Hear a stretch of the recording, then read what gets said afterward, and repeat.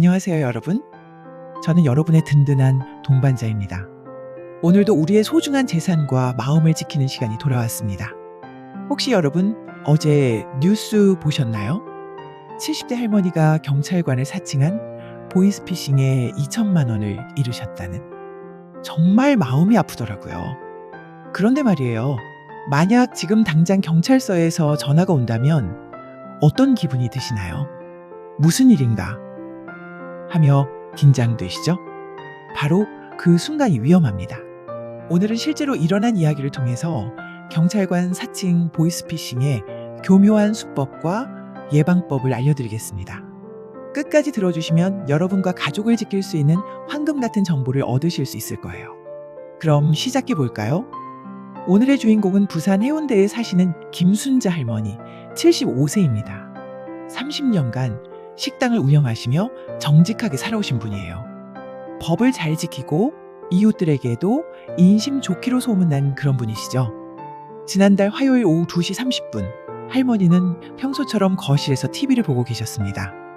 따르릉 집 전화가 울렸어요. 안녕하세요.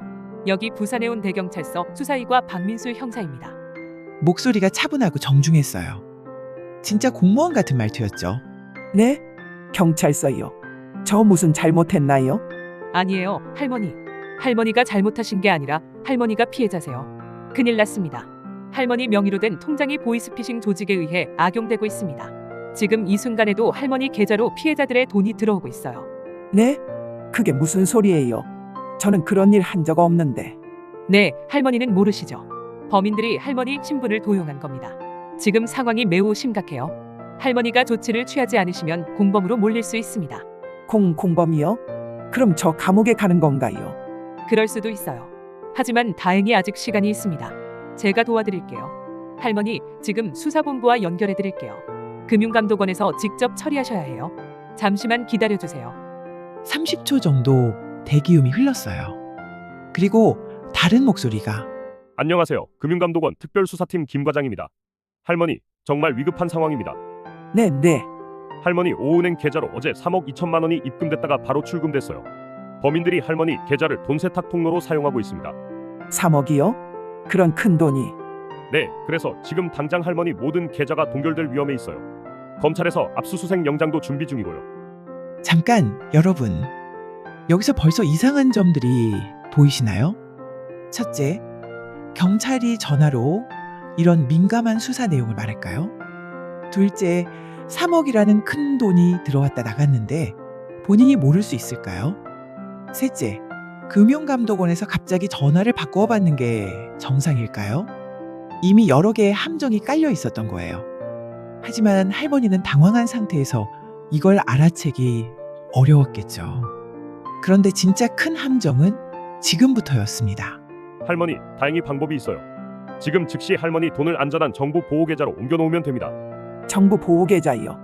네, 수사가 진행되는 동안 국민의 재산을 보호하는 특별 계좌예요. 거기 돈을 옮겨놓으시면 안전하게 보관됩니다. 그럼 어떻게 해야 하나요? 지금 할머니 통장이랑 도장 가지고 은행에 가세요. 그리고 제가 알려드리는 계좌번호로 돈을 보내시면 됩니다. 아, 그리고 할머니 정말 중요한 말씀 드릴게요. 이 수사는 급비사항이에요. 가족들한테도 절대 말씀하시면 안 됩니다. 가족한테도 말하면 안 되나요? 네, 정보가 새면 범인들이 도망갈 수 있거든요. 그럼 할머니가 억울하게 피해를 보게 되는 거예요. 우리끼리만 알고 있어야 해요. 할머니는 벌써 신발을 신고 계셨어요. 2천만 원이라는 평생 모은 돈을 들고 은행으로 향하려던 순간 어머니 어디 가세요? 마침 일찍 퇴근한 며느리가 들어왔어요. 아, 잠깐 은행에. 무슨 일이세요? 이상하네요. 어머니가 이 시간에 은행에 가실 일이. 사실은 말이다. 며느리는 즉시 이상함을 느꼈어요. 어머니 이거 사기예요. 경찰이 전화로 이런 말 안 해요. 그리고 바로 해운대 경찰서에 전화를 걸었죠. 안녕하세요. 해운대 경찰서입니다. 수사이과 박민수 형사라는 분 계신가요?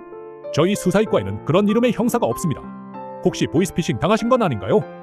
바로 이 순간이었어요. 할머니가 사기인 걸 알게 된 순간. 만약 며느리가 그때 집에 안 왔다면 어떻게 됐을까요? 실제로 이런 케이스에서 피해를 당하신 분들이 정말 많거든요. 2천만 원, 3천만 원. 평생 모은 돈을 한순간에 잃으시는 거예요. 그런데 중요한 건 이건 할머니의 잘못이 아니라는 거예요. 사기범들이 너무나 교묘하고 전문적이거든요. 골든 룰 3가지. 자, 이제 정말 중요한 예방법을 말씀드릴게요. 이 3가지만 기억하시면 절대 당하지 않으실 수 있어요. 첫 번째 골든 룰, 경찰, 검찰, 금융감독원에서 전화로 돈 이야기를 절대 하지 않습니다. 진짜 수사기관은 돈을 옮기라, 계좌를 알려달라, 이런 말 안 해요. 만약 정말 문제가 있다면 공문을 보내거나 직접 찾아옵니다. 두 번째 골든 룰, 전화를 끊고 직접 확인하세요. 전화번호부나 인터넷에서 찾은 번호 말고 114에 문의해서 정확한 기관 번호를 받아서 직접 전화하세요. 혹시 저희 기관에서 누가 전화했나요? 라고 물어보시면 됩니다. 세 번째 골든 룰, 급해도 가족과 상의하세요. 비밀로 해야 한다고 하면 100% 사기입니다. 정당한 수사라면 가족에게 말해도 전혀 문제 없어요. 만약 이런 전화가 온다면 1단계, 제가 지금 상황을 정리할 시간이 필요해요. 30분 후에 다시 전화 드릴게요. 라고 하세요. 진짜 공무원이라면 네, 그러세요. 라고 할 거예요. 가짜라면 안 됩니다. 지금 당장 해야 해요. 라고 재촉할 거예요. 2단계, 전화를 끊고 가족이나 믿을 만한 사람에게 상황을 설명하세요. 3단계, 직접 해당 기관에 확인 전화를 하세요. 이미 당했다면, 혹시 이미 피해를 당하신 분들께 말씀드립니다. 절대 자책하지 마세요. 여러분 잘못이 아니에요.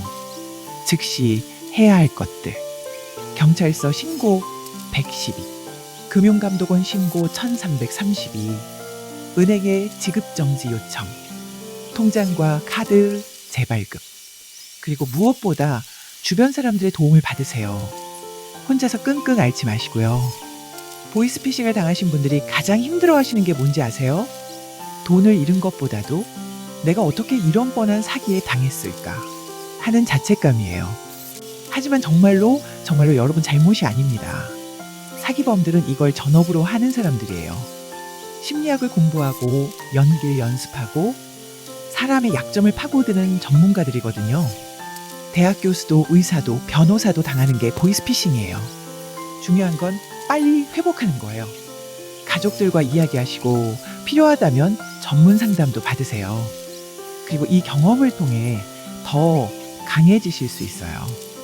오늘의 핵심 정리. 오늘 김순자 할머니 이야기를 통해 배운 것들. 경찰은 전화로 돈 이야기 안 한다. 급해도 일단 끊고 확인한다. 가족과 반드시 상의한다. 비밀로 하라고 하면 100% 사기다. 이 4가지만 기억하셔도 충분해요.